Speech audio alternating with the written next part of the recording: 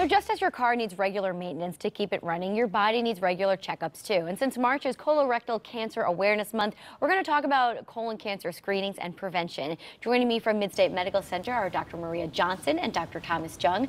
Thank you both for being here. Thank you for having us. Dr. Jung, let's first start off and explain what colon cancer is to our viewers.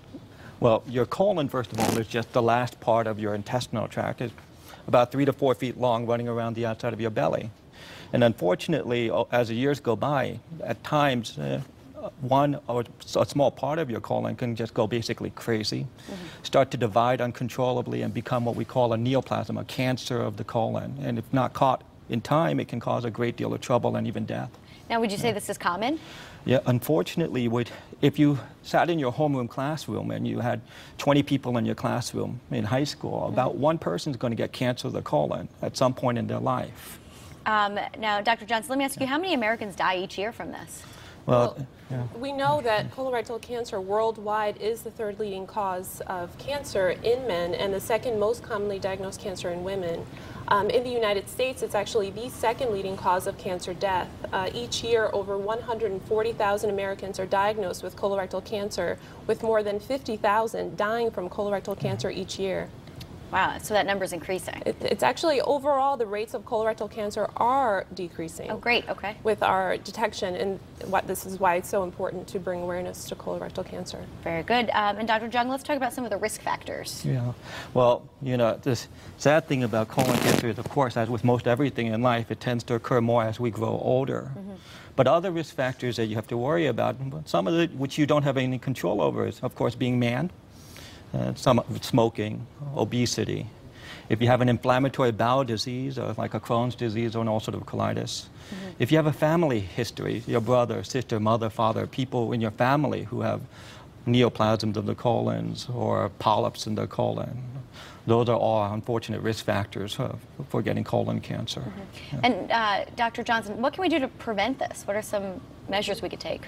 So some of the protective factors for colorectal cancer are a little controversial. We do know that exercise is associated with a decreased risk. The use of non-steroidal anti-inflammatory agents, or aspirin, is also thought to be protective. Other things such as diet, including a diet which is higher in resistant starches. The thought is that these starches escape digestion in the small intestine, enter the colon where they're fermented into short-chain fatty acids such as butyrate, which are thought to have a protective effect. Other things such as garlic, omega-3 fatty acids, calcium, and perhaps vitamin D supplementation are thought to potentially have a beneficial effect. Okay, and Dr. Jung, let's talk a little bit about screenings. How often should this happen, and just give us some of the details about that. Well, a good rule of thumb, if you have no strong family history, none of those risk factors that we talked about, and of course no symptom, then screening should probably in general start at the age of 50. Okay. Now, if you're African American, there's actually newer guidelines coming out that perhaps you should start at the age of 45, a little bit earlier, because the incidence and the actual viciousness of colon cancer is somewhat worse. And so the age of 45 if you have African American heritage, and age 50 for the general risk population. Okay, and I know that MidState Medical Center is partnering up with the movie theaters in Wallingford. Who wants to tell me about that? Tell me the details, Dr. Johnson. Yeah. I'm actually not aware of all the details regarding that. All right.